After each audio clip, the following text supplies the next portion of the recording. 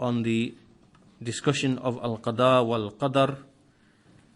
And so inshallah we'll end our session here today. This was really the final issue that we wanted to discuss. And if there are any questions on this topic or anything that's basically preceded, then we'll have a few minutes for that. Otherwise we can close our lesson here, inshallah ta'ala.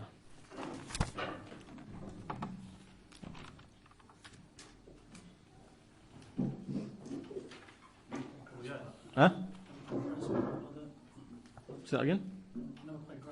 Okay. The last bit. Okay. Yeah. Yeah. Okay, and from them two, where I've understood it is, so it could be one of two reasons, like for example, when, with regards to that hadith, Yeah. someone's lifespan, like Yeah. So it's like, okay, he does, it's 100 years, and if he doesn't, Yeah. 60. Yeah. So that's what it's referring to, so it could be either one or two. Yeah. One of these two.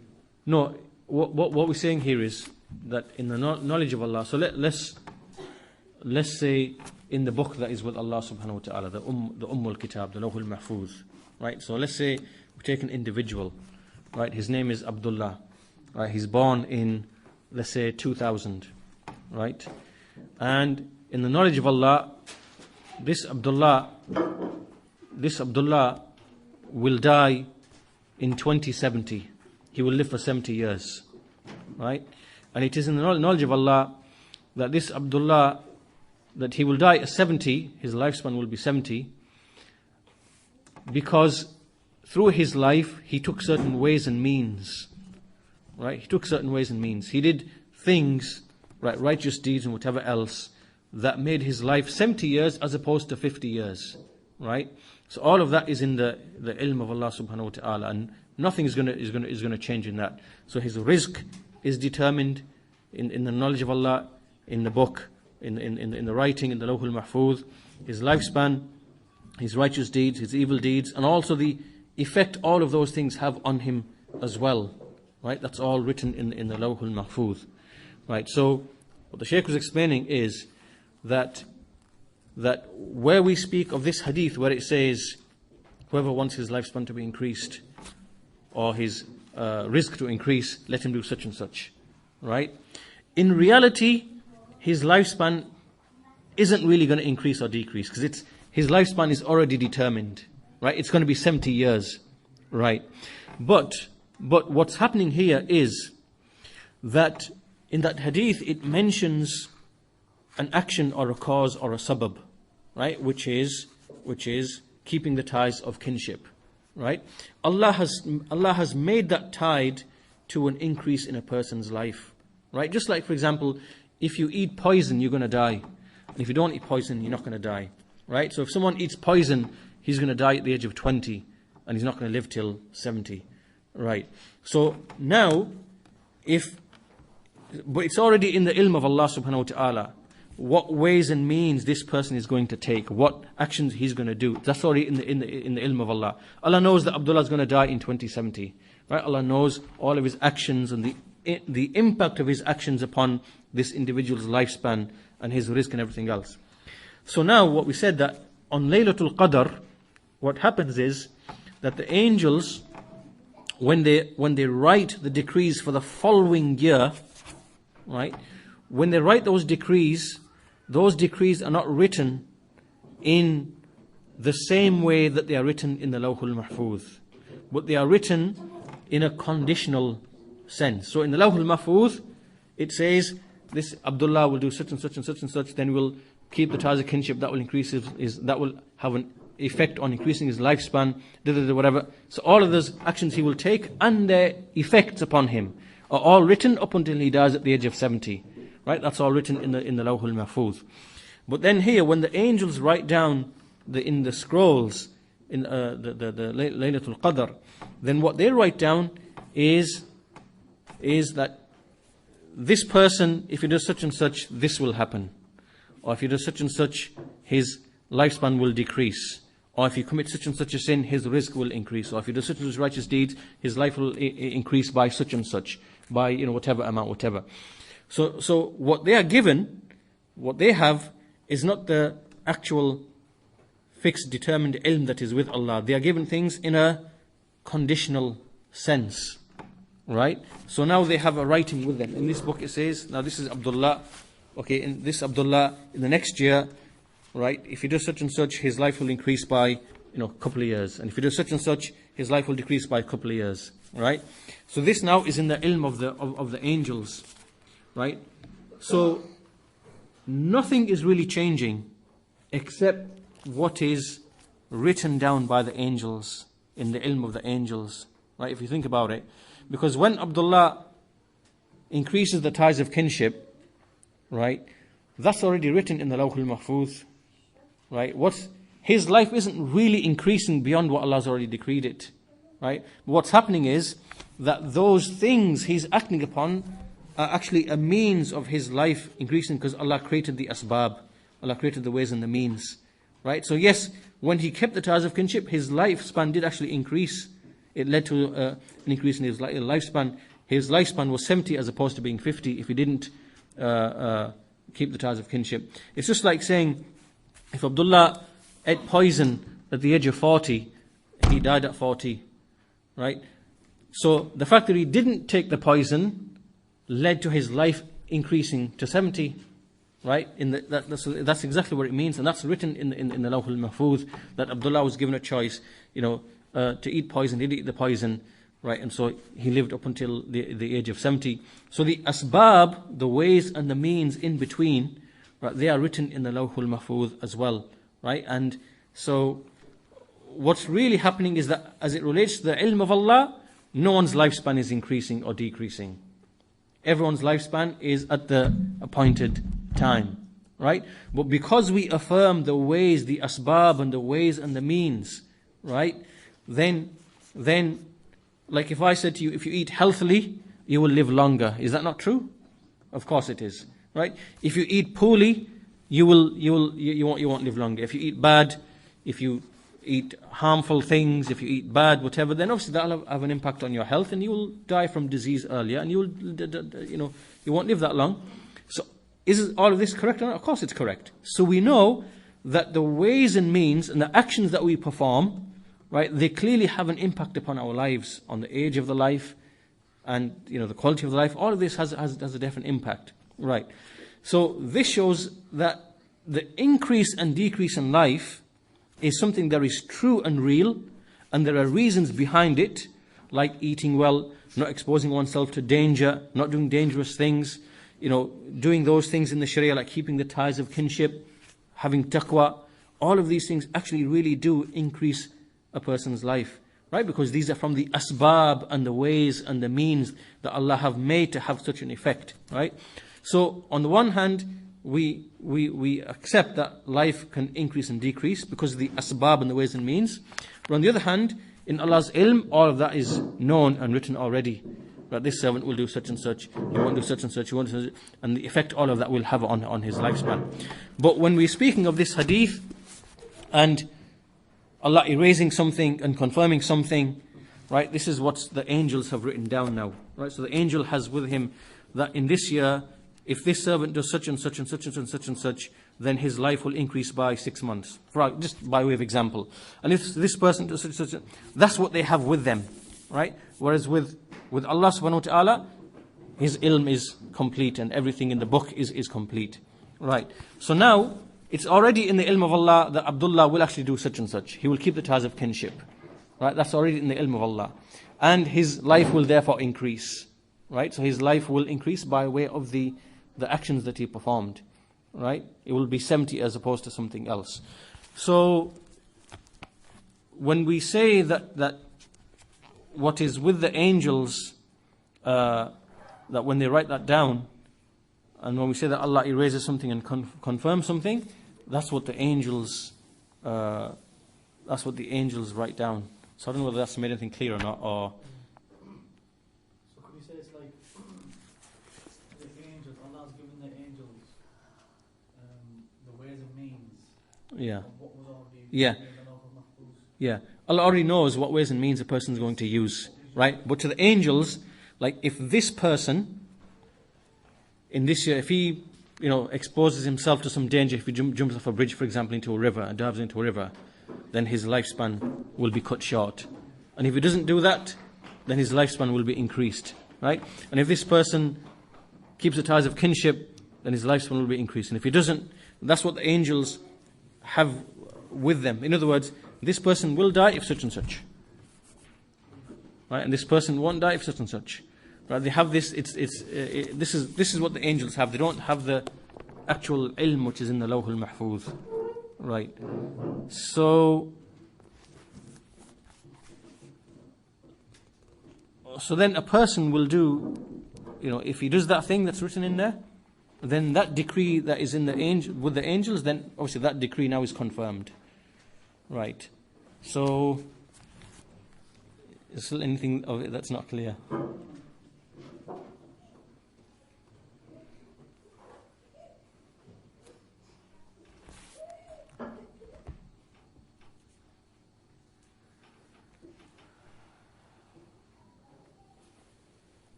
Yeah. 50,000 years Yeah. for the creation. Yeah. That 50,000 years isn't the same as the 50,000 No, years. it's not. No, it's not yet. Is it It's an different.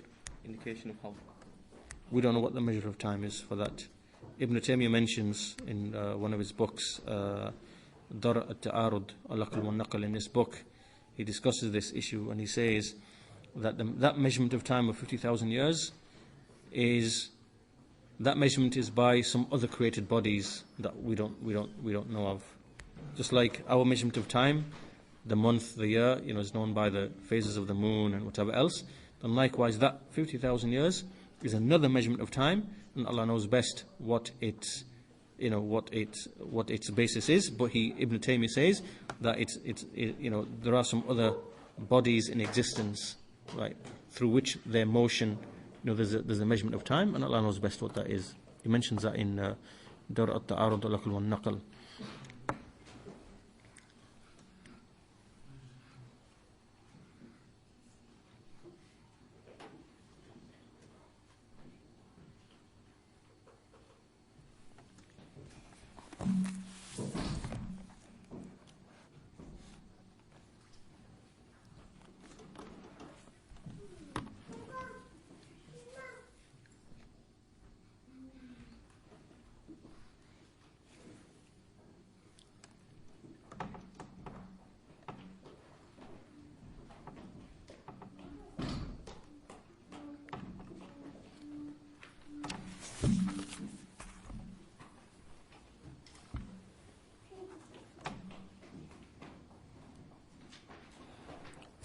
So in reality, a person's lifespan, see, this is where our discussion of the asbab comes in, right? The Salaf, they used to make this statement. They used to say that to deny the asbab,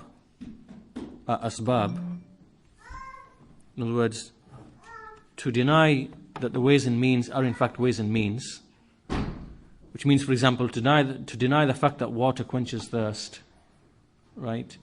That this is a deficiency in aql. This is a deficiency in reason. And then they said to rely purely on the asbab alone, right? So to depend only on the ways and means. Like, for example, yes, if I work, I will become rich, right? Meaning just because of the effort that you put in. No, because this comes down to many other issues which are in the control of Allah subhanahu wa ta'ala. So to think that the asbab in and of themselves, on their own, is going to give you what you want, this is like a type of shirk. Al-iltifat ila al-asbab, shirk.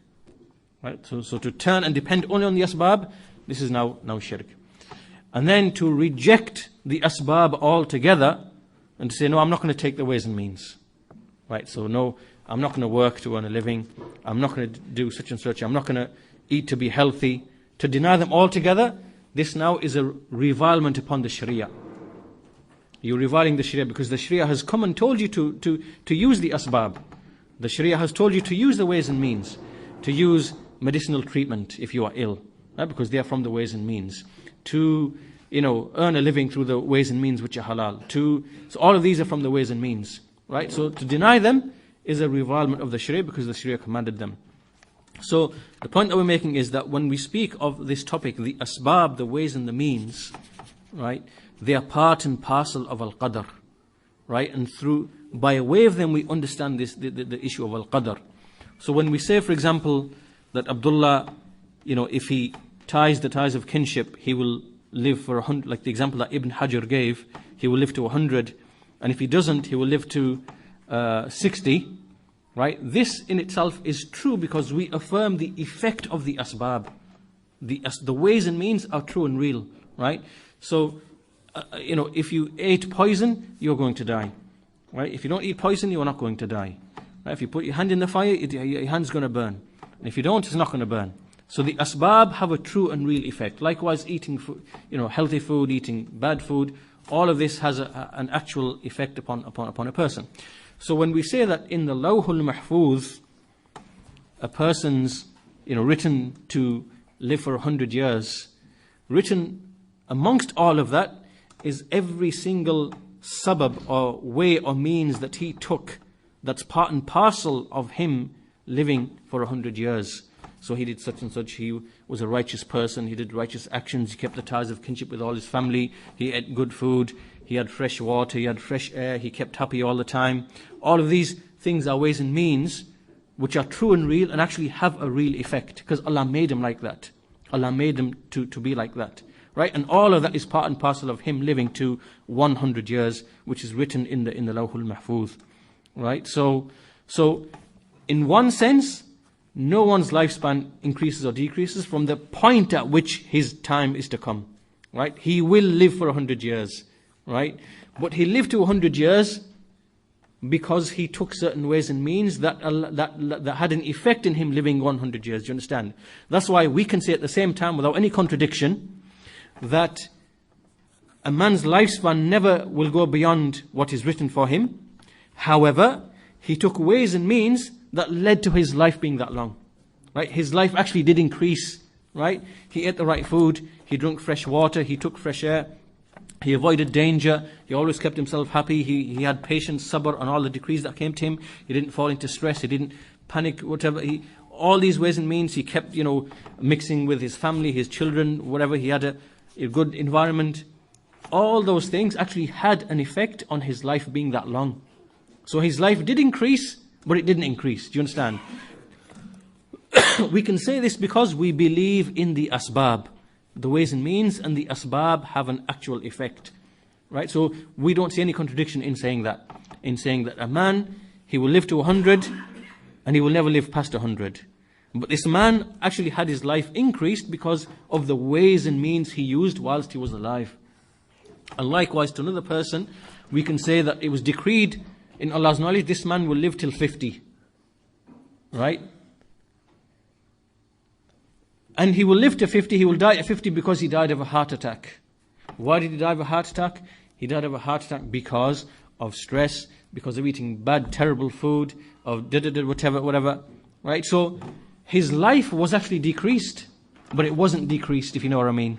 Right? How can we say this at the same time? We can say this at the same time because we believe in the asbab, the ways and means. His life decreased because he had bad food, he had stress, and all the other things that actually did cause his life to decrease. But it didn't decrease from what Allah decreed it to be. Allah decreed this person to die at the age of 50, and He decreed upon him all the asbab and the ways and means in between that will lead to him dying at that particular age. Right? You understand? So that maybe will make it a bit more clear as to what we understand here. And as for what the angels have, when the angels have what they have, then as we said, it's like in mu'allaq, it's like conditional, it's like suspended, and so they don't have the full that is with the knowledge of Allah subhanahu wa ta'ala. So that which is in their knowledge, that can be confirmed, blotted out, or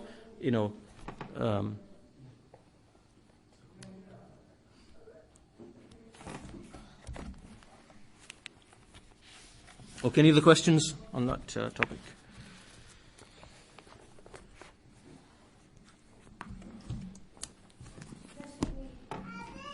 Is how the actions are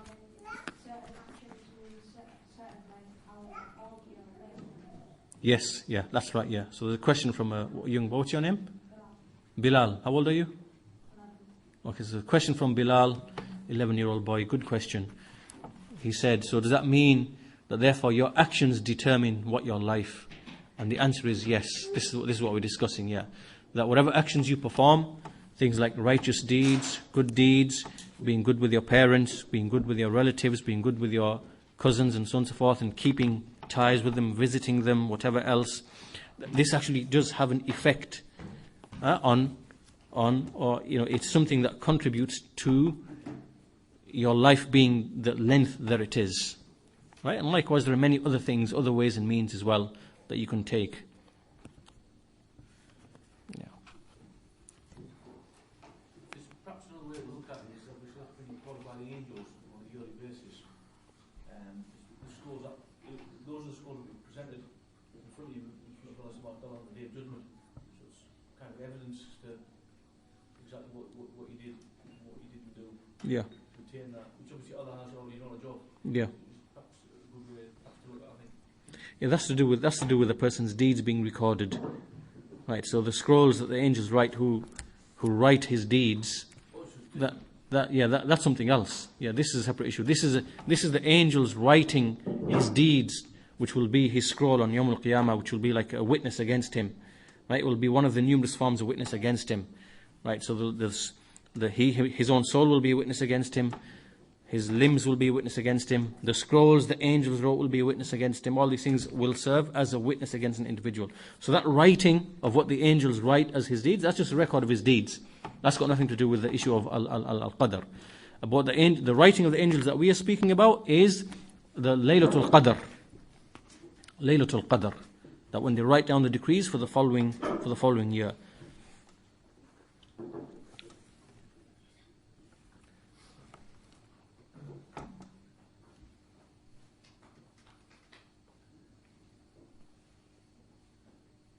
Yes, so there's a question from Baltalk. If I do bad deeds, will that affect my lifespan? It comes back to the issue that we mentioned earlier on, and the hadith that we mentioned, where the Prophet said that indeed a person is prevented from rizq by way of a sin that he commits. Right? So deeds actually have an effect on your lifespan, but that effect is already written in the Lawhul Mahfuz. Right? So it is written that a person will do evil deeds, and those evil deeds are, in turn have an effect upon that individual, upon his rizq, upon his lifespan. So the answer is yes. And the answer to this comes back down to the issue of understanding the topic of the asbab, the ways and the means. That the ways and the means, they actually have an effect on an individual. So yes, you commit sins, that actually does affect your life. It doesn't mean that your life as written in the Lawhul Mahfuz will become longer or shorter, because that's fixed. It's fixed. But it means that the deeds you are doing will actually have an effect on your life, and that's part and parcel of al-qadar, because al-qadar is the asbab as well. Right? Remember, al-qadar is Allah's knowledge of everything that will happen, and whatever happens by way of the asbab, To put it another way, another example is, how did you come into existence? You came because you were born. How were you born? Right? You were born by way of your parents. Right? So you came about through asbab. There were ways and means that led to you coming to be. Right? So we believe in the effect of the asbab, and that's really the key to understanding this whole discussion of al-qadar. Al-qadar on the one hand, the decrees, and the asbab that Allah has created which have effects. They have effects. So inshallah,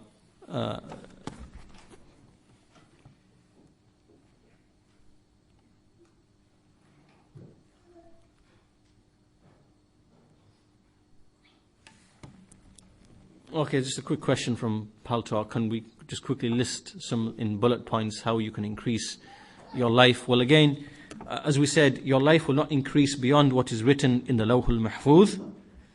Right? So that is the knowledge that is only with Allah subhanahu wa ta'ala. However, we have been ordered to take the ways and the means, which we call the asbab. And the asbab are part and parcel of al-qadar. To follow the ways and means are part and parcel of al-qadar. So what are the ways and means that the Messenger has mentioned that will lead to an increase in life and sustenance? Then from them is the hadith that we mentioned, that a person keeps the ties of kinship. That you keep the ties of kinship. In another hadith it is mentioned that a person, he has taqwa. That a person he does righteous deeds. In fact, these two are mentioned in the same hadith. Keep the ties of kinship and do righteous deeds. Now, these two, which are mentioned by the Messenger sallallahu alaihi wasallam, to help a person increase his lifespan. Even though Allah knows when he will die and his lifespan will never increase, if he takes these actions, then they are part and parcel of him living to the age that he is decreed to live at. Do you understand? It's just like, it's very similar to the issue of saying, Allah knows whether a person is in paradise or hellfire, but then you have to do the actions. So Allah knows if a person is in paradise, but then unless you do the actions of the people of paradise, you will not go to paradise. So you must do the actions of paradise. So likewise, Allah knows at what point you will die. Allah knows at what age you will die. Then you have to use the ways and the means and all of that. And from those ways and means, as we mentioned, is to keep the ties of kinship, to do righteous deeds. And then there are other things like the worldly asbab that we said, to eat healthily and to take all of the ways and means in terms of health, eating healthily, and the other things that we know in the worldly sense. All of these are part and parcel of a person living to the age that he's going to live, to avoid stress and to eat healthy, nutritious food and to avoid bad food and whatever else, to avoid pollution, to avoid things that harm. Now, all of this is part and parcel of the ways and means that we've been ordered to use, right, for our benefit. And all of that is in the ilm of Allah subhanahu wa ta'ala, but we've been ordered to take these ways and means. So inshallah we'll conclude our lesson here today. And so this kind of finishes our discussion of al-qadar, and we'll continue with the words of At-Tahawi that appear next, in which he kind of summarizes and stresses the importance of this issue. So with that, alhamdulillahi rabbil alameen, wa salatu wa salamu ala rasulillah wa ala alihi wa sahbihi ajma'in.